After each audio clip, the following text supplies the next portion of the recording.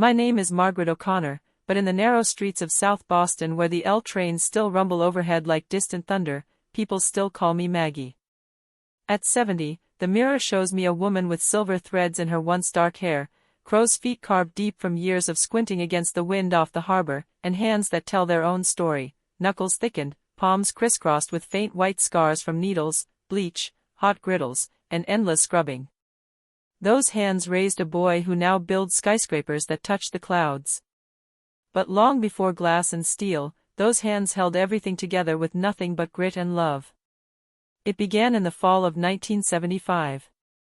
October 14th, a Tuesday gray as wet concrete. Patrick O'Connor, my husband of 11 years, climbed the scaffold on the 32nd floor of what would one day be called the Hancock Tower precursor, a soaring skeleton of ambition in the heart of downtown Boston. He was 28, broad-shouldered, with a laugh that rolled like waves and hands rough from brick and rebar. That morning he kissed me goodbye, smelling of coffee and sawdust, and promised he'd be home by 6 for the shepherd's pie I'd planned. He never made it. The foreman later said the wind gusted unexpectedly, the ties weren't double-checked, the platform shifted. Patrick was securing rebar when it gave. 60 feet straight down onto jagged steel and concrete. They told me he died on impact, no suffering, they said, as if that made it better. I stood in the hospital corridor clutching a paper cup of lukewarm coffee the nurse had pressed into my hands, listening to words that made no sense. Internal injuries. Instantaneous. Sean, only 10, waited at home with Mrs. Kelly from next door. When I walked through our apartment door that evening, he looked up from his math homework and asked, "Where's Da?" I couldn't speak. I just pulled him into my arms and held on until we both stopped shaking. The wake was 3 days long. Union brothers filled the small funeral parlor on Dorchester Street, their calloused hands gentle on my shoulder, their voices thick with whiskey and grief. Women from the parish brought casseroles and rosaries. Father O'Malley said the Mass, his voice echoing off the low ceiling, "The Lord giveth and the Lord taketh away." I wanted to scream that the Lord hadn't taken Patrick, the greed of contractors and corner-cutting foremen had. But I stayed silent, because widows in Southie didn't scream. They endured. The insurance was a joke, $18,000 after fees, barely enough for the plot at Cedar Grove and a simple headstone. Medical bills from the emergency room lingered like ghosts. Rent was due on the 1st. Groceries didn't buy themselves. I was 29, suddenly the sole provider for a grieving boy who still woke up crying for his father in the night. There was no time for mourning. Only motion. My life became a relentless cycle. 5 a.m. rise, walk to O'Malley's Diner on East Broadway. 8 hours on my feet pouring coffee so black it looked like tar, serving eggs over easy to longshoremen and night shift cabbies who left quarters under their plates and called me Maggie Love or Darlin'. My apron pockets jingled with coins by noon. Afternoons I walked to Back Bay, climbed the service stairs of brownstones, and took in mending, hem repairs, button replacements, letting out seams for women who never met my eyes. Evenings and nights I cleaned offices in the financial district after the suits had gone home. I'd push a heavy cart through carpeted hallways, vacuuming, emptying trash, scrubbing toilets that smelled of lemon cleaner and privilege. My knees swelled, my back ached like fire, my hands cracked and bled from bleach and hot water. But every night I came home, counted the money, and tucked most of it into an old Maxwell House coffee can hidden behind the loose baseboard in the kitchen. Sean's college fund. His way out. Sean was quiet, watchful. He had Patrick's dark curls and my determined mouth. He devoured books, library card worn thin from constant use. When the electric was shut off, too many times to count, he'd read by flashlight or the orange glow of the street lamp outside our window. "Ma," he'd say softly, "I'm gonna build things someday. Buildings that don't fall." I'd ruffle his hair and tell him he could build anything he wanted. Inside, terror clawed at me. How would I make that possible? Winters were the worst. The blizzard of '78 buried the city under 3 feet of snow. The diner closed for days. I shoveled sidewalks for neighbors, $2 an hour, fingers numb inside threadbare gloves. Sean shoveled too, stubborn as his father. We came home blue-lipped and exhausted, but with enough for heat and bread. I remember one night, power out again, sitting on the floor with him wrapped in every blanket we owned. He asked, "Ma, are we poor?" I hesitated, then said, "We're broke, love. But poor is when you stop trying. We're not poor." He nodded solemnly and fell asleep against my shoulder. I stayed awake, staring at the ceiling cracks, promising Patrick silently, I won't let the mountain take him too. At 13, Sean started delivering the Boston Globe before dawn. He'd come home with cheeks red from cold, pockets full of change. "For the light bill," he'd say, casual as if it were pocket money. I wanted to cry. Instead I baked extra soda bread, his favorite, and pretended it was normal for a boy to work before school. Teachers noticed his hunger for knowledge. They pushed him toward advanced classes, scholarships. But every opportunity had a price: books, fees, transportation. I pawned Patrick's tools one by one, his level, his favorite trowel, the hammer he'd used to hang our wedding photo. The pawnbroker gave me $42 for the lot. I bought Sean new shoes and a winter coat. Every time I walked past that shop and saw the hammer in the window, grief twisted like a knife. But shoes mattered more than sentiment. He won a full academic scholarship to Boston College. Graduated summa cum laude in architecture and urban planning. His senior project, a design for affordable, earthquake-resistant housing in developing areas, won awards.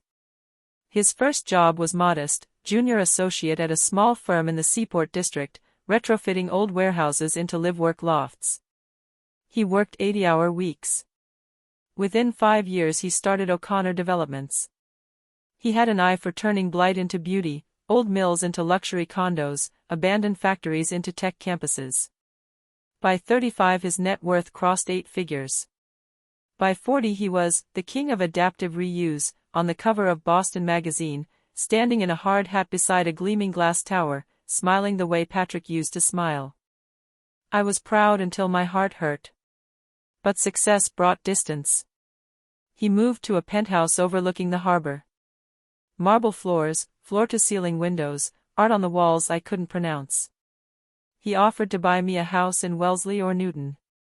"You deserve better, Ma." I refused. "This apartment is where your father carried me over the threshold. Where you learned to walk. Roots matter, Sean." He sighed, hugged me, and let it go. Then Claire Harrington entered the picture.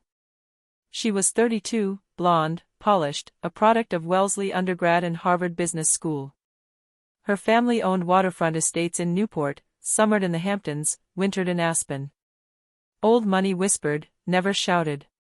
Sean met her at a preservation gala, ironic, since she would soon try to erase every trace of our past. He called me the next day, voice bright, "Ma, she's amazing.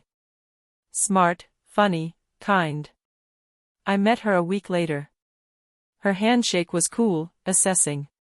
Her smile didn't warm her eyes. The wedding was extravagant, St. Leonard's Church, ivory silk gown that cost more than our old apartment building, reception at the Boston Harbor Hotel with views of the water Patrick used to fish in. I wore the navy dress Sean bought me, simple, knee-length, the nicest thing I'd ever owned. During toasts Claire said, "To everyone who shaped Sean into the man he is," and her gaze slid past me like I was furniture. Later she pulled me aside, "Maggie, your story is so authentic. We should have you speak at our Women's Empowerment Luncheon. It would be inspirational." Her tone dripped condescension. I smiled tightly and said nothing. The slights began innocently enough, then sharpened. At our first Christmas in their Back Bay townhouse, she seated me at the children's table, because space is limited. I ate turkey with nieces and nephews, listening to adult laughter drift from the dining room.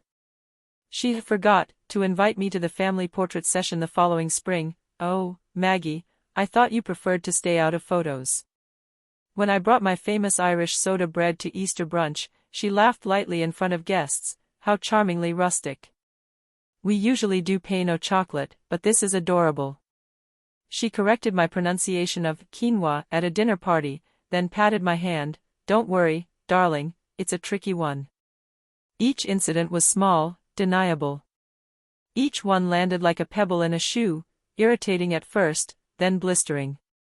I swallowed every one. For Sean.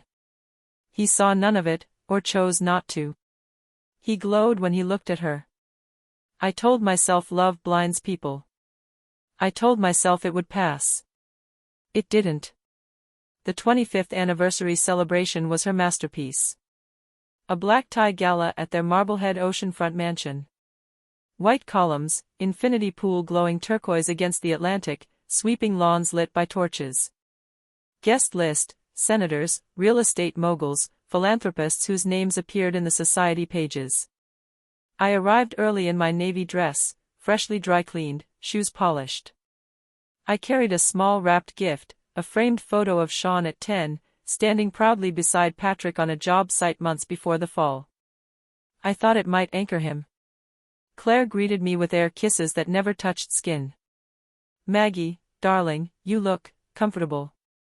Her gown was pale gold lame, clinging like liquid metal. Diamonds at her throat caught the light. She smelled of tuberose and entitlement. The evening unfolded like a film. Champagne on the terrace as the sun sank, turning the water to molten copper. String quartet playing Vivaldi's Four Seasons. Waitstaff gliding with trays of oysters, caviar blinis, foie gras toasts. I stayed near the edges, chatting with an older couple who remembered the old Boston waterfront. Sean found me, hugged me tight. Ma, thank you for being here. This night means everything. His eyes shone. I squeezed his hand and said nothing. Dinner was served under a glass pavilion. Crystal, silver, white linens. I was seated near the end of the long table, between a developer who talked only about golf and a politician's wife who asked if I'd ever been to Europe. I smiled, answered politely. Then came the incident. A young waiter, maybe 20, acne-scarred, hands trembling, approached with a tray of red Bordeaux. He stepped on the hem of the Persian rug. The tray tilted. Glasses slid. Crimson wine arced in a perfect, horrifying curve and splashed across Claire's bodice, dark blooms spreading over pale gold like spilled blood. She froze for half a second. Then she screamed. Not surprise. Rage. Pure, animal fury. You stupid, clumsy little shit, she shrieked at the boy, who dropped to his knees, babbling apologies. Do you have any idea what this gown costs? This is bespoke Armani Prive, $28,000. Instinct took over. 30 years of waitressing, of cleaning up spills, of fixing what was broken. I rose, napkin in hand, and reached toward her. Claire, love, club soda will lift most of it. Let me. Her open palm cracked across my left cheek. The sound was gunshot loud in the sudden hush. My head snapped sideways. A bright burst of pain. Copper taste of blood from a split lip. The napkin fluttered to the floor. Forks clattered. Conversations died mid-sentence. Every eye turned. Claire's face was a twisted mask, eyes wild, mouth open in shock at her own action, but the fury still burned. She pointed at me, voice rising to a screech. Get your filthy, working-class hands off me, you washerwoman. You've embarrassed me for the last time in my own home. Go back to your tenement slum where you belong. You're nothing but a dirty reminder of everything Sean clawed his way out of, the poverty, the grime, the shame. The words hit harder than the slap. Everything Sean clawed out of. As if I were the dirt he'd escaped. As if my sacrifice were an embarrassment. As if the hands that fed him, clothed him, kept the roof over his head were something to be ashamed of.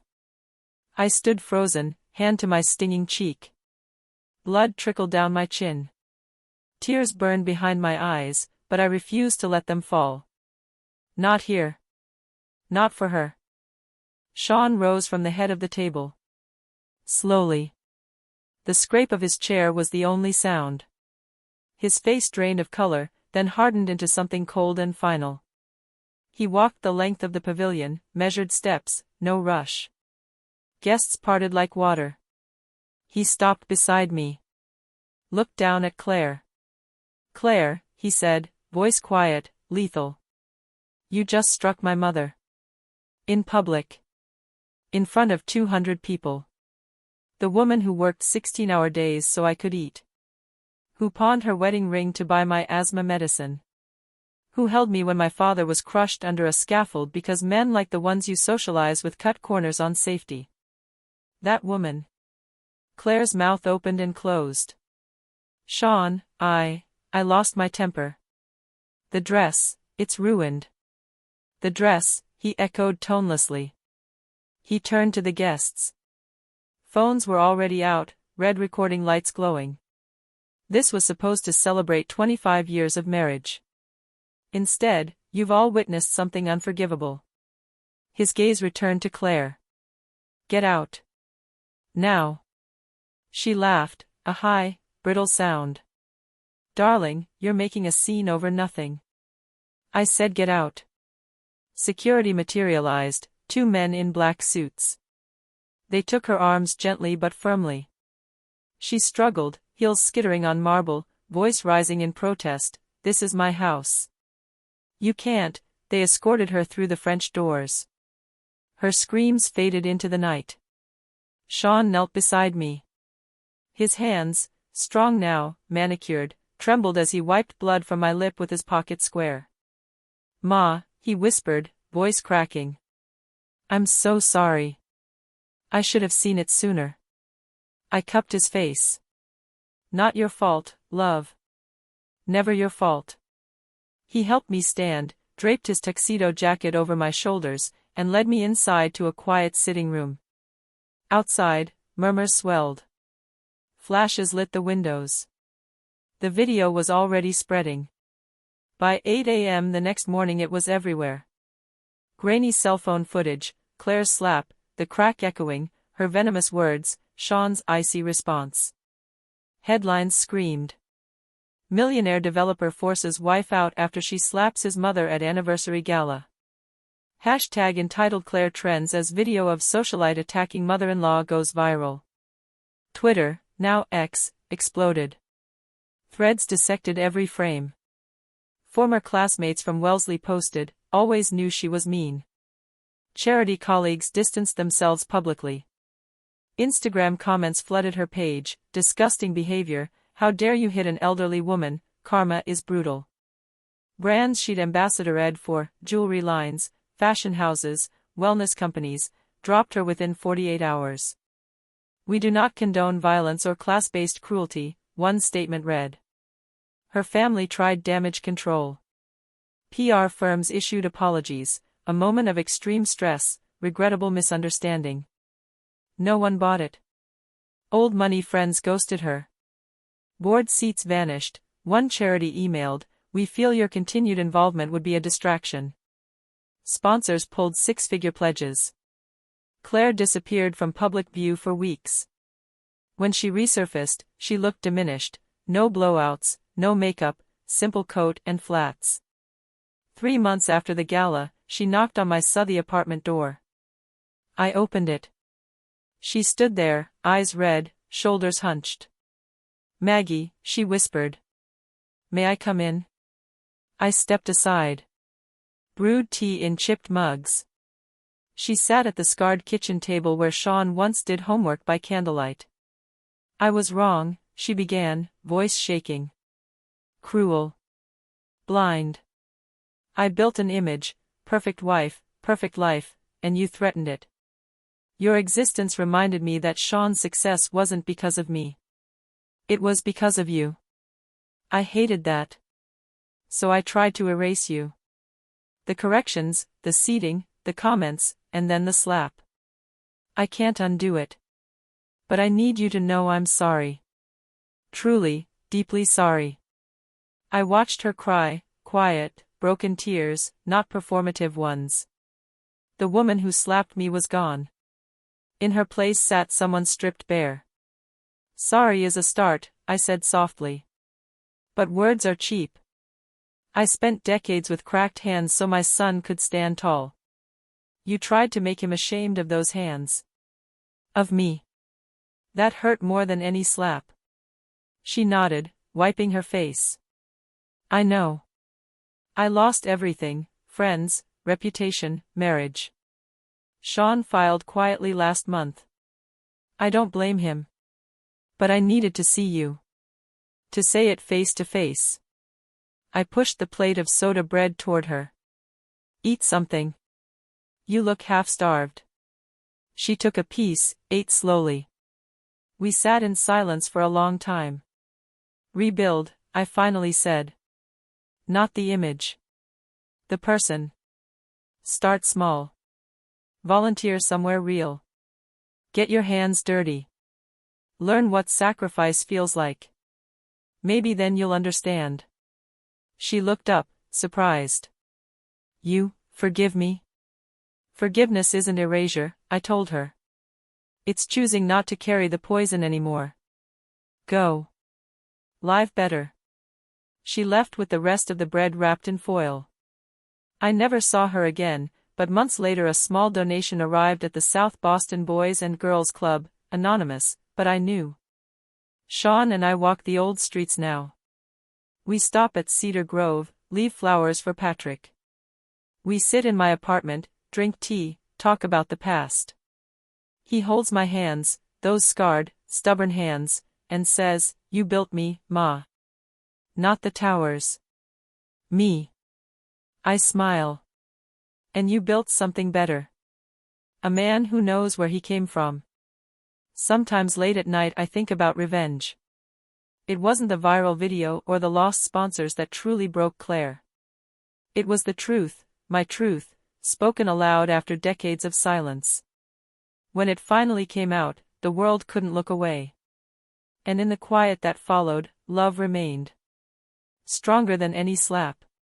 Deeper than any wound. That's the real empire. My hands built it,